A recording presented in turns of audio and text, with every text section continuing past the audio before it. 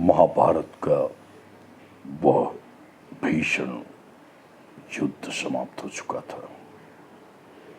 दुर्योधन की मृत्यु हो चुकी थी। भगवान श्री कृष्ण के नेतृत्व में पांडवों ने निर्णय लिया कि हम गांधारी के और धृतराष्ट्र के इस शोक संतप्त स्थिति में जाकर उन्हें सांत्वना दें और अपने कृत्यों की क्षमा याचना करें। मानवता और मानवीयता को कलंकित करने वाला यह महाभारत युद्ध न चाहते हुए भी इस युद्ध का होना आवश्यक भी था।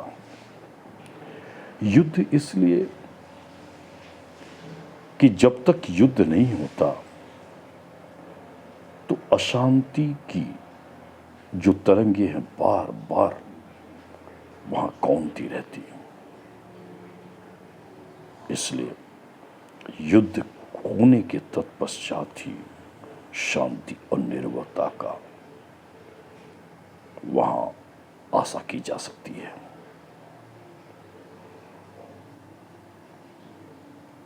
पांडव श्री कृष्ण के नेतृत्व में जब धृतराष्ट्र और गांधारी के पास पहुंचे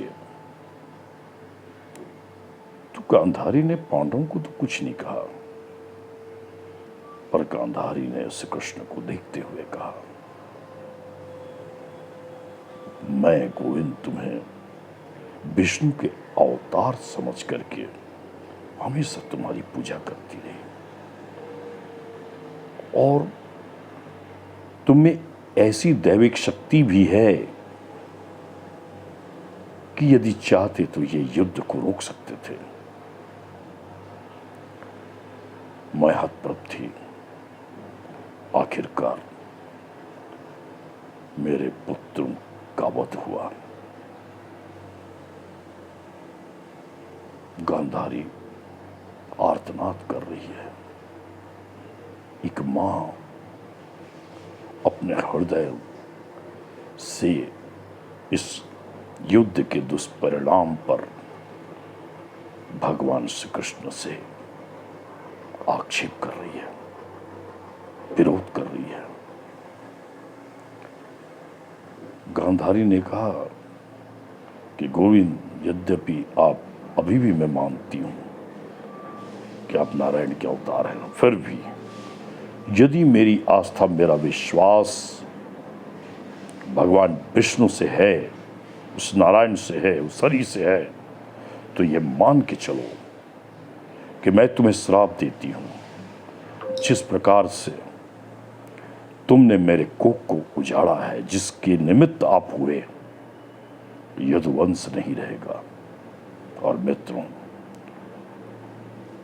36 वर्ष के बाद उस श्राप का प्रभाव ये हुआ कि यादव वंश नशे में लिप्त होकर के आपस में ही एक दूसरे का वध करने लगे। इस प्रकार से यदुवंश लगभग समाप्त हो चुका। इसलिए कहा गया है कि कभी भी किसी भी स्थिति में ये तो कुंती, ये तो गांधारी और श्री कृष्ण के मध्य की बात है।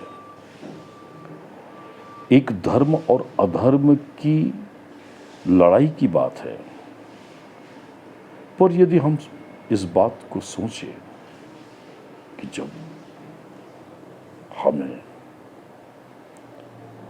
किसी ऐसे पीड़ित व्यक्ति को अधिक पीड़ा और दुख देने के निमित्त बनते हैं, तो स्वयं भगवान श्री कृष्ण को श्राप स्वीकार करना पड़ा, तो हमारा और आपका क्या होगा।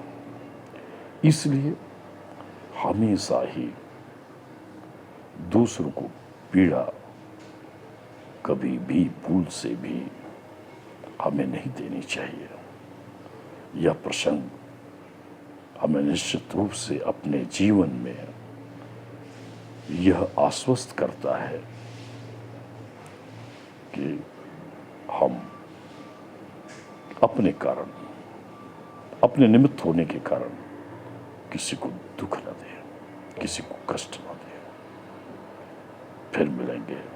जय श्री कृष्ण।